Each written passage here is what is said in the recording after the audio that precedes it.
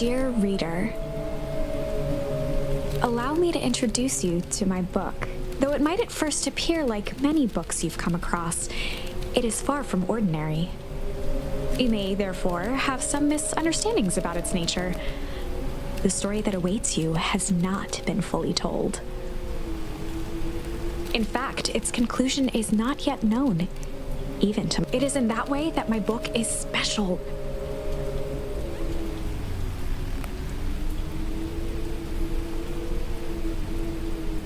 It is in that way that you are special. Without you, there is no story. Chapter 1.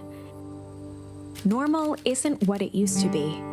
This is a story about change. Nestled in a shallow valley is the town of Beacon Pines. Far from the town square, across the river, past the neglected welcome sign, a young boy walks alone at dawn. His name is Luca Van Horn, and like you, dear reader, he's here for a reason.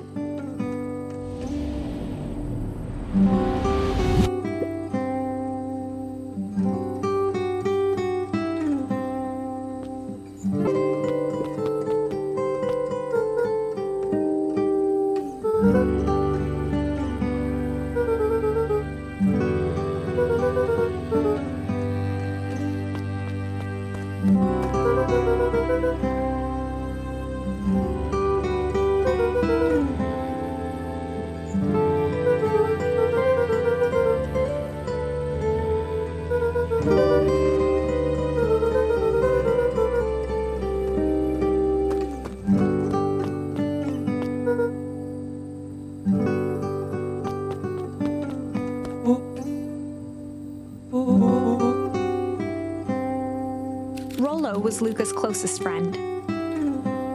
He possessed many fine qualities, but subtlety was not one of them.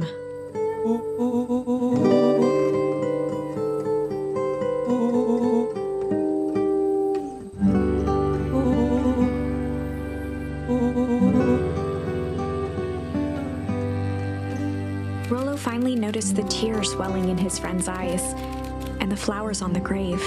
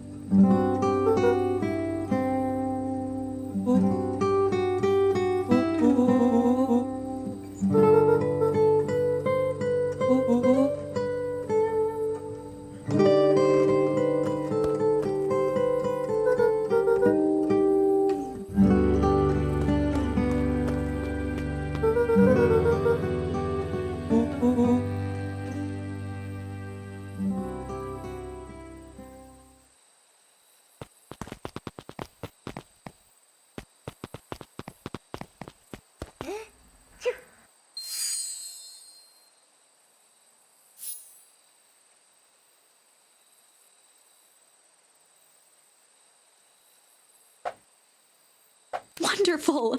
I had a good feeling about you from the moment you opened my book. That charm is a very special thing, very special indeed. Keep hold of it for now. Its purpose will reveal itself soon enough.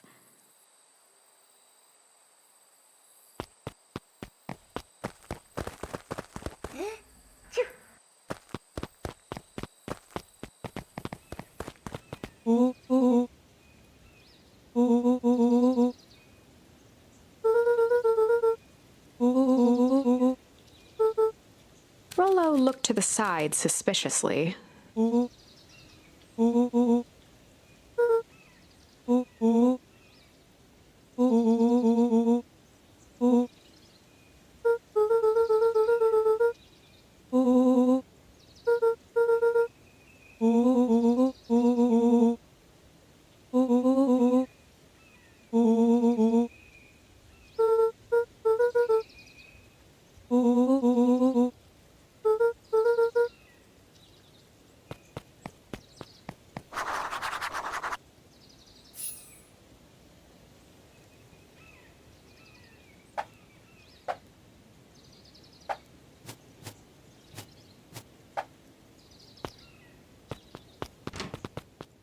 Dear reader, forgive me for this interlude. Remember that charm you found in the dandelion patch? There are more of those special charms to discover throughout Beacon Pines. They've been known to reveal themselves to those who are willing. Some of them can be found in this very house.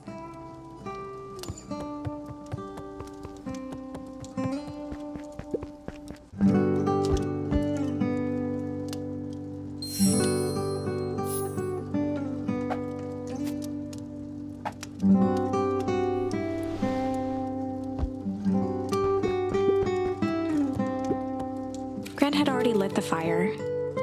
She kept a warm house, as if by grandmotherly obligation. Since Gran had moved in, the house was more peaceful, more orderly, and more covered in flowery fabric.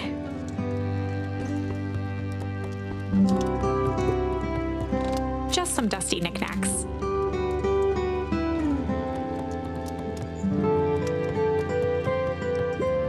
An array of prepared meals crowded the refrigerator, each labeled with a day of the week.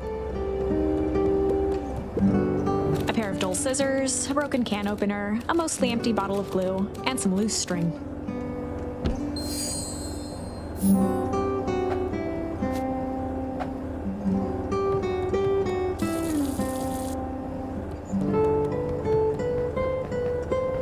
The only piece of furniture Gran had brought when she moved in was an old...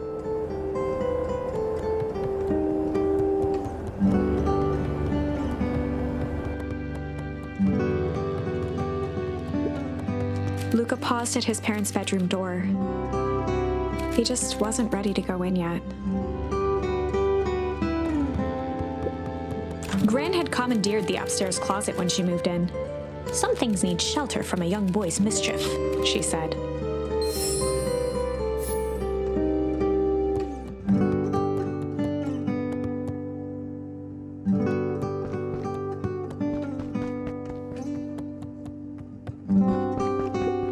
Gran's bed was undisturbed. Luca didn't mind that she had a habit of falling asleep in front of the fireplace. It meant that he could read late into the night. Luca tossed on his favorite old sweater. Even though it was the first day of summer, a chill still hung in the air.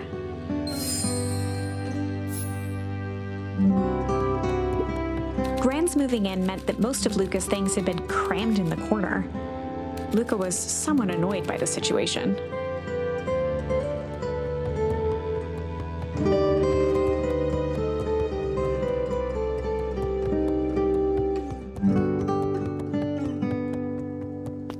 Luca knew that if he left without telling Gran, it would be trouble.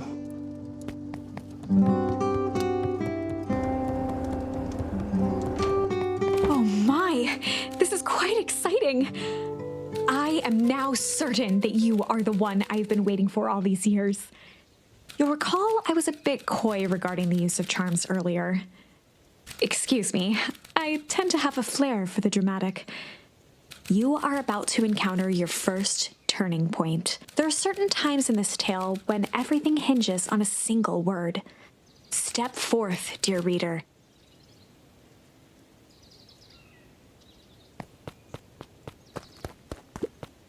A beginner's guide to gardening laid open on the bench.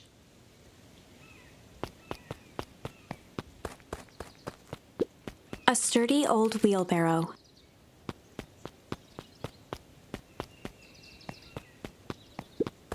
Young Luca would spend hours hiding in the bushes, waiting for a chance to jump out and startle his mother. She always enjoyed humoring him by feigning terror.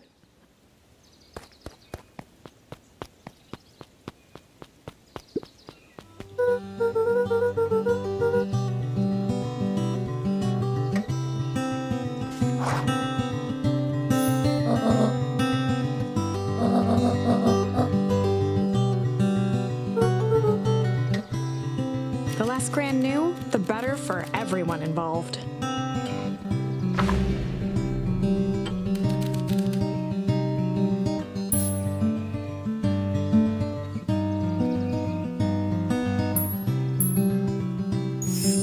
We were just gonna go chill for the day. The best lies are built on truth.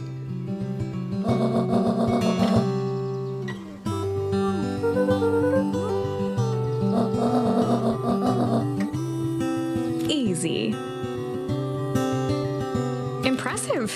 You've managed to navigate your first turning point without too much of a mess. That is the power of charms.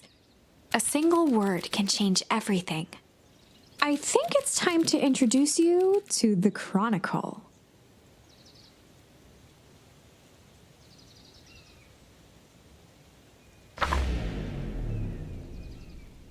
The Chronicle is a record of the decisions you've made. You can see the turning point which has been revealed. At any time, you can use the Chronicle to go back and invoke different charms, creating new branches.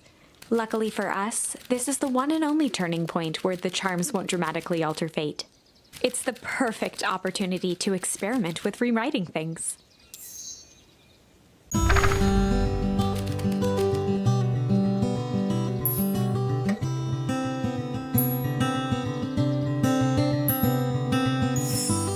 We were just gonna go ponder for the day.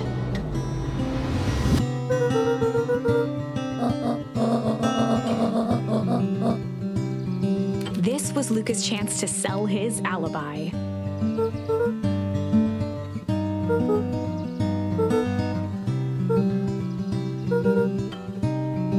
Nailed it.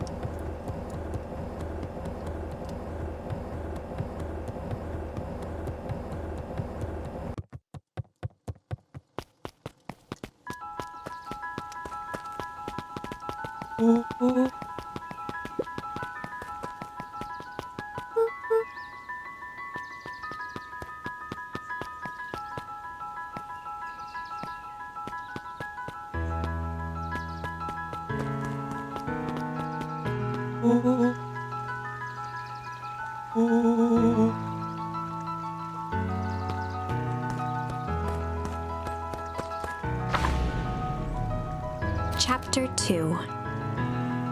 Welcome to Beacon Pines. For many years, this valley had been a small mining outpost. It wasn't until Sharper Valentine built his fertilizer company that Beacon Pines was established. Over the next 30 years, the town had grown and prospered, until the foul harvest and his sudden death. In the 6 years since, everyone was simply trying to get by.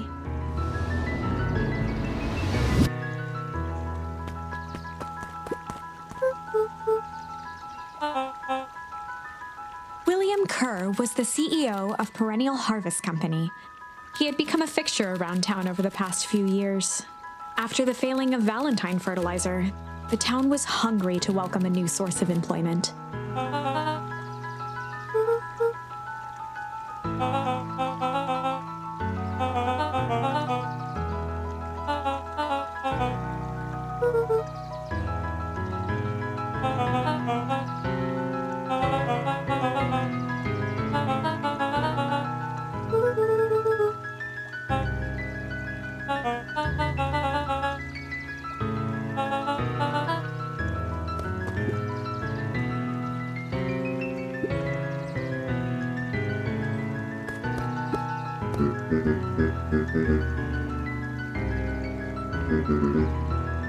Mayor Augustus Valentine was not busy.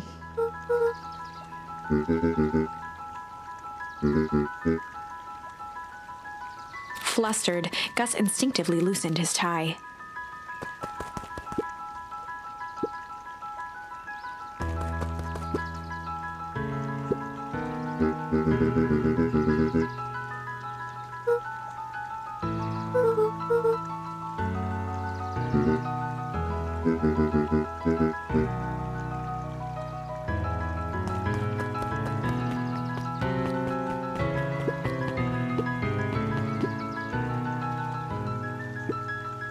Mr. Sinclair continued snoring and lifted one eyelid just enough to see who it was, a tactic he often used to avoid undesirable conversation.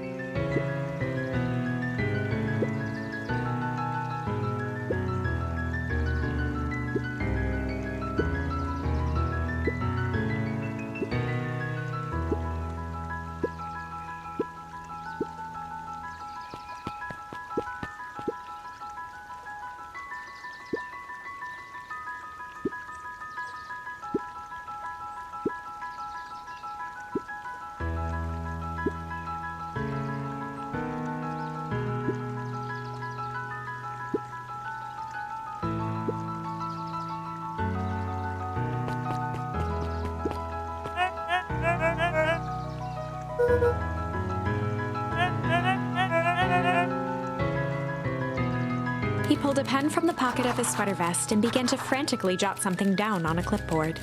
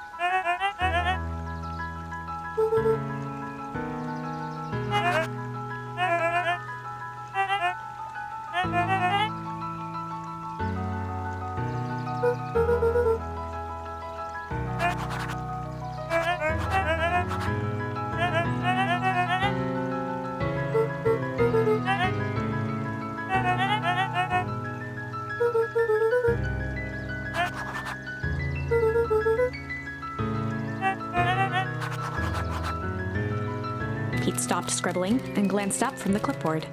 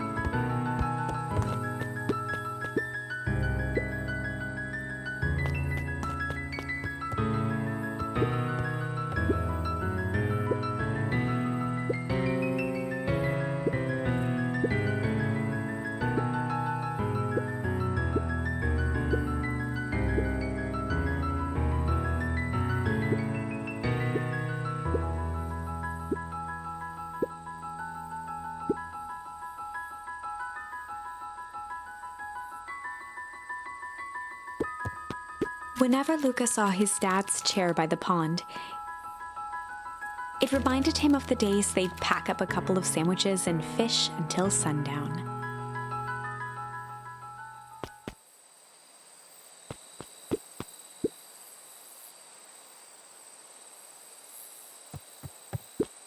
Luca opened the tackle box and picked the perfect bait.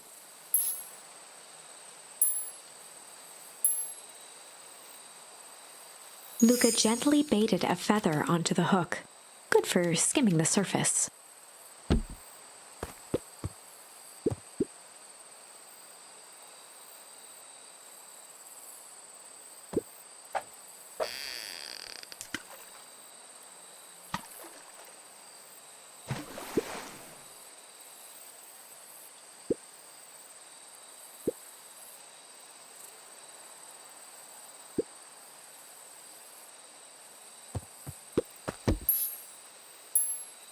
Luca tied a shoestring to the hook. What fish could resist a nice shoestring?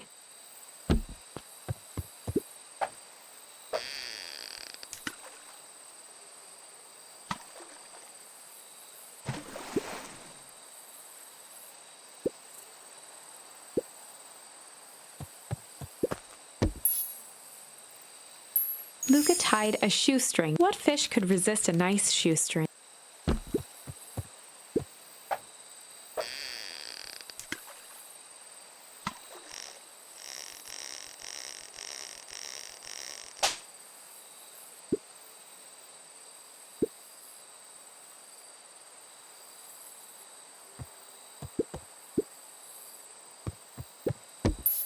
Luca gently baited a feather onto the hook, good for skimming the surface.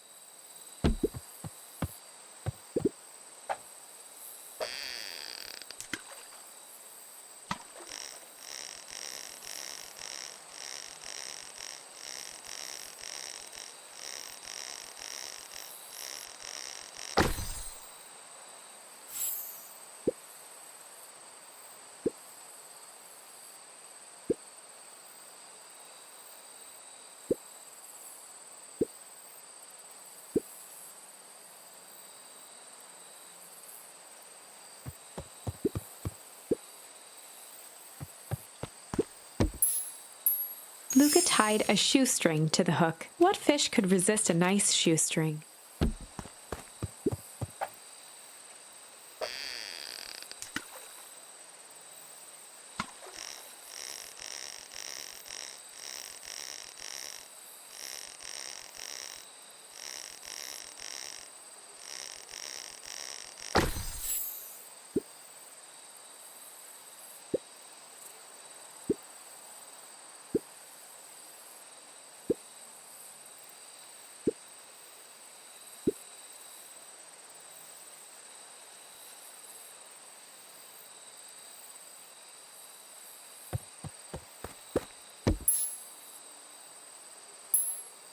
Luca tied a shoestring to the hook.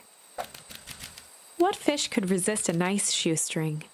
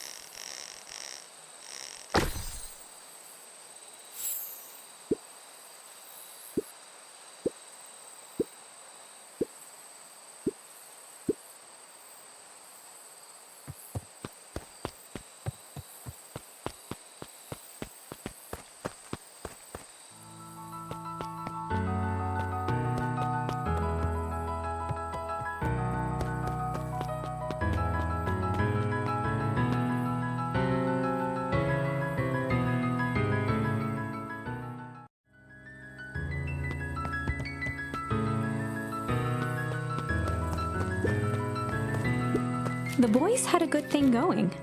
As long as they kept old Jeff happy, they had an endless source of precious materials to add to the treehouse.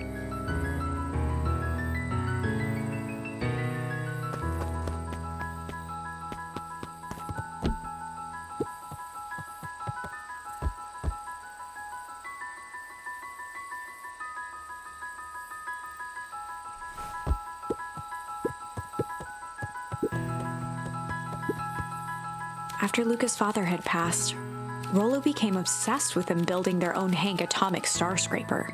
It was some time before Luca realized it was Rollo's way of keeping him occupied.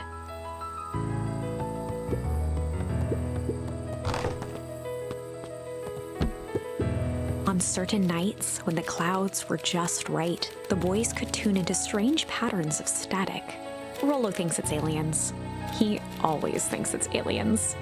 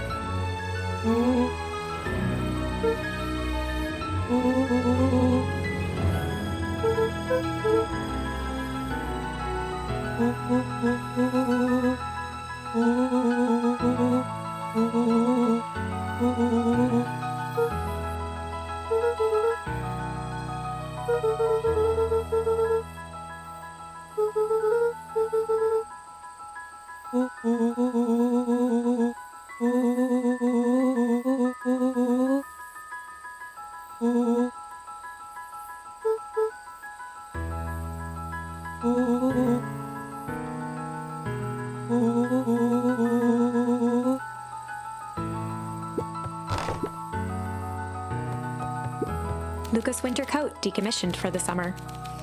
With the cold holding out longer than usual, he reconsidered its usefulness.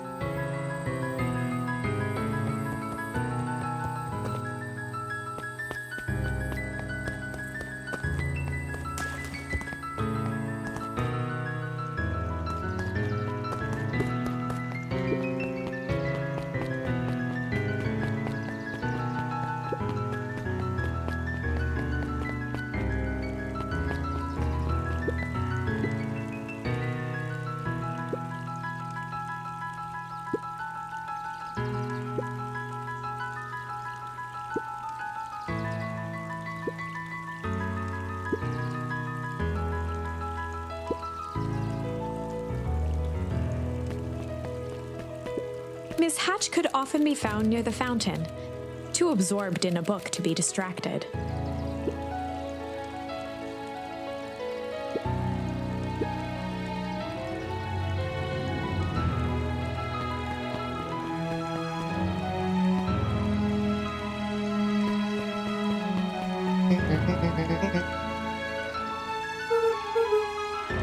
Oh, right! Rendezvous with Roxy. This is an important turning point. The first time where your charms will change the course of fate. And currently, we only have one suitable charm at our disposal. Have no fear, we can always return later using the Chronicle once we find more charms. Well, now I'm just rambling. Where were we?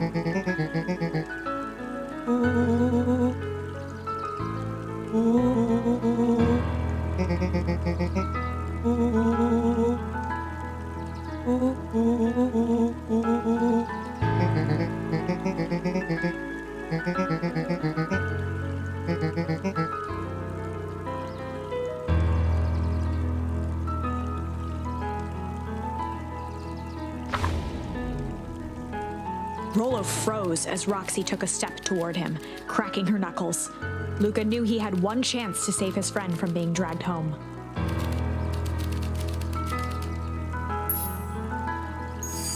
In the past, he found the best way to deal with an enraged Roxy was to be a little chill.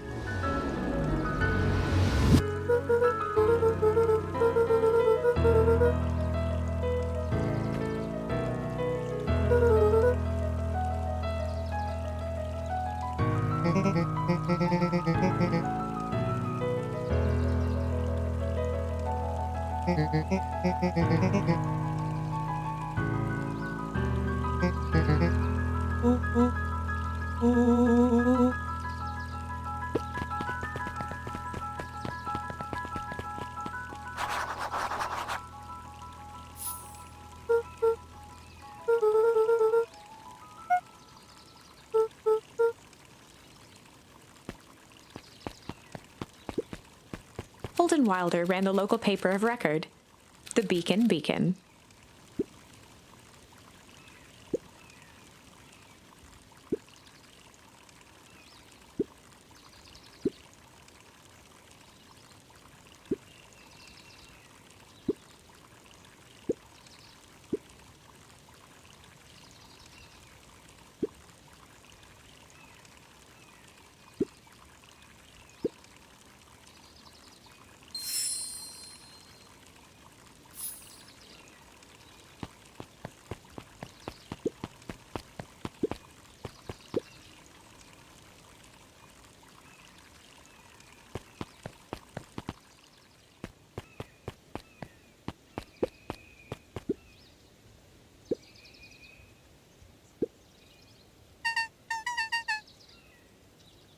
Dawn had dreams of becoming a big-time reporter. At night, she searched for the story that could be her big break. By day, she hawked papers at the newsstand.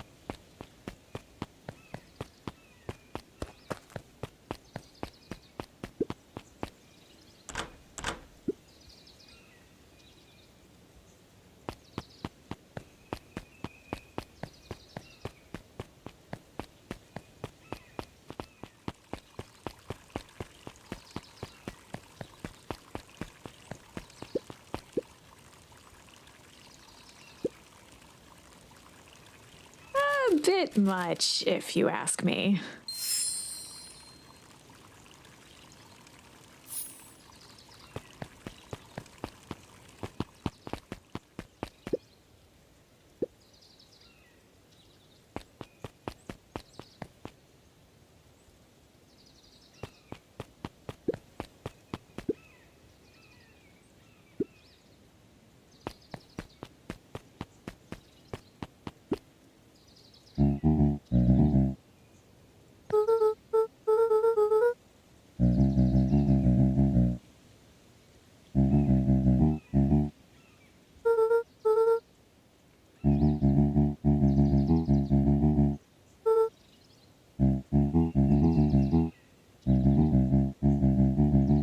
A promise Gran regretted the second it was made.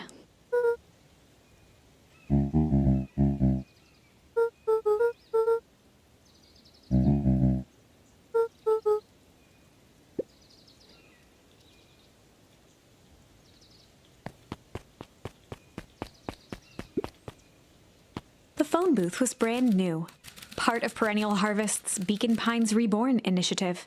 It didn't see much use.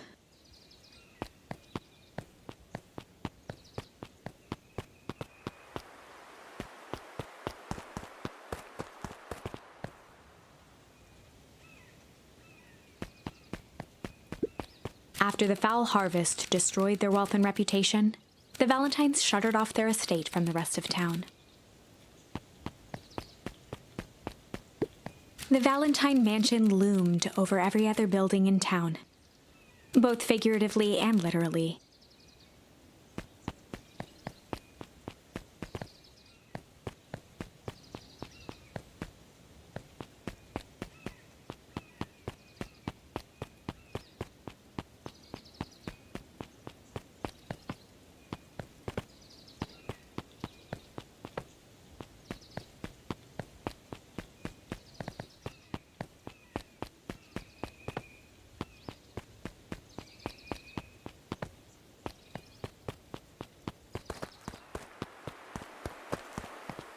The path led into a small hollow at the edge of Weepwood.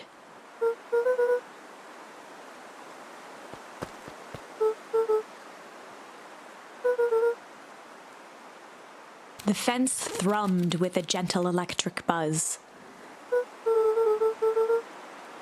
Luca often asked himself what Rollo would do, so that he could rule out that option.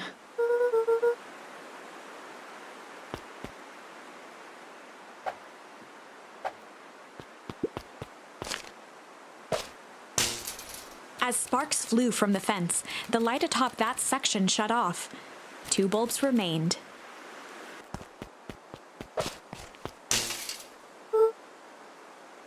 One more to go. The fence's buzzing gave way to silence.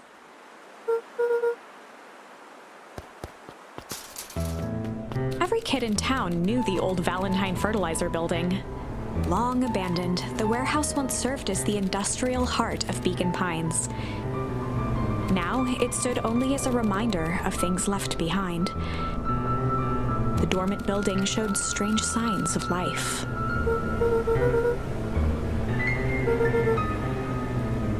There was only one way to find out.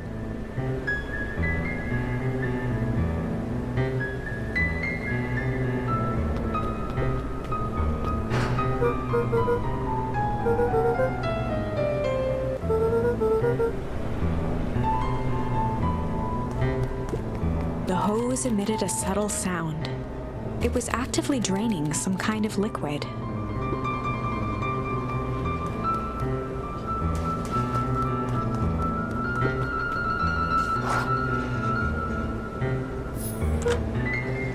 Luca thought he heard faint sounds coming from the other side of the door. He pressed his ear against the cold metal to hear better.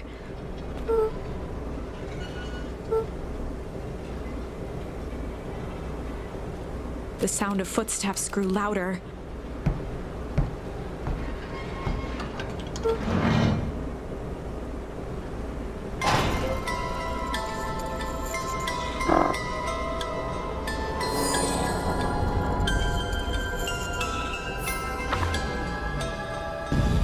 The heavy steel door knocked Luca to the ground. Disoriented, he looked up to see an imposing figure silhouetted in a green glow. It lunged toward him. He tried to scramble away, but felt a gloved hand latch onto his ankle. Luca watched his fingernails leave trails in the dirt as the hand slowly dragged him back through the door, into the lab, into the green light. This is a story about change. It was far from the sort of change Luca imagined for himself. But change is, after all, a dangerous animal.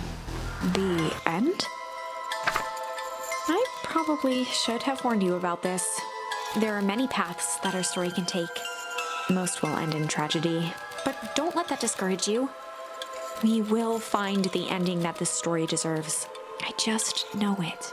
From here on out, a charm will have a check mark when it's been used to its full potential at a given turning point. Now, let's try something different.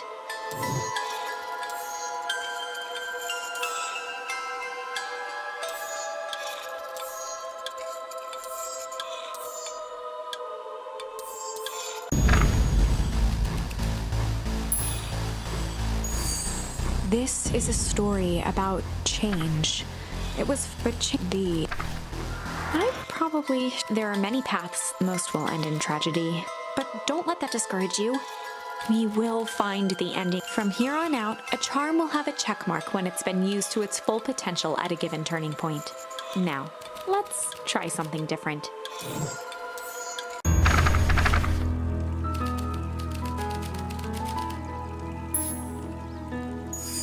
In the past, he found the best way to deal with an enraged Roxy was to be a little chill.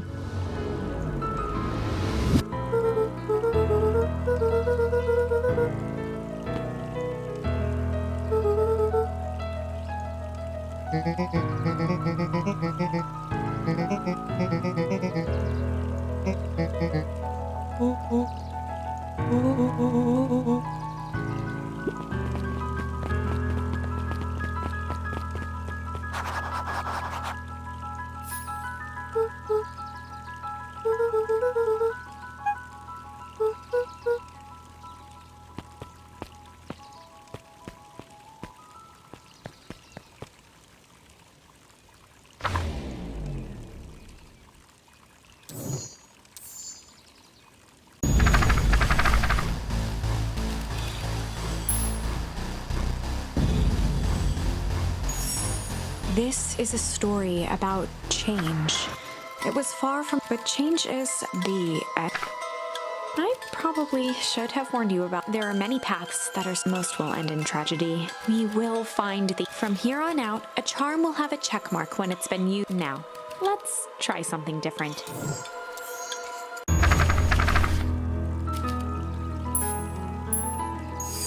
In the past, he found the best way to deal with an enraged Roxy was to be a little shit.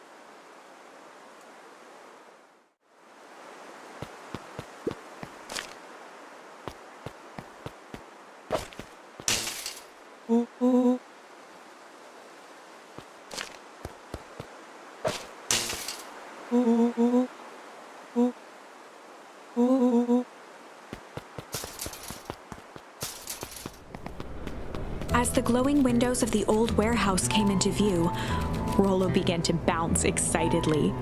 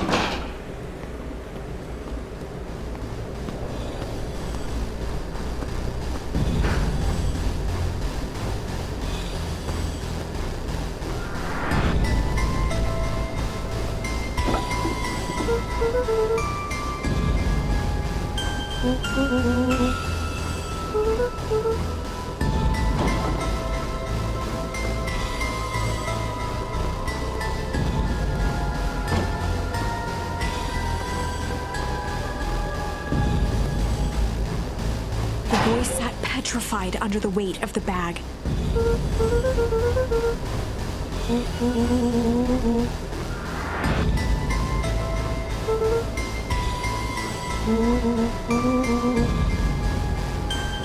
Rollo felt around at the large sack which burdened them. He snapped off a tag from just within a small zipper opening in the bag.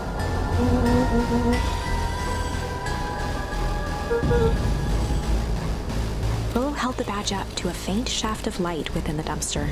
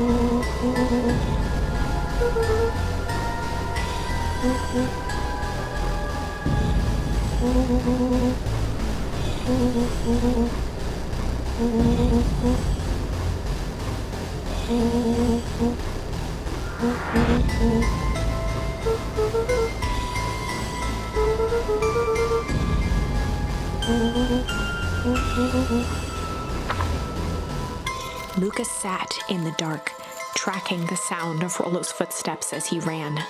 1, 2, 3.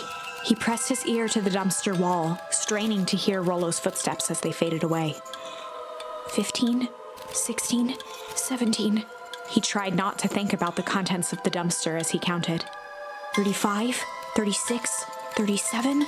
The fix. Screw it, that's long enough. Luca carefully lifted the lid, and nothing. No sign of Rollo. No sign of the man in the yellow suit. Time to haul ass. Luca clambered from the dumpster, stumbling to his knees.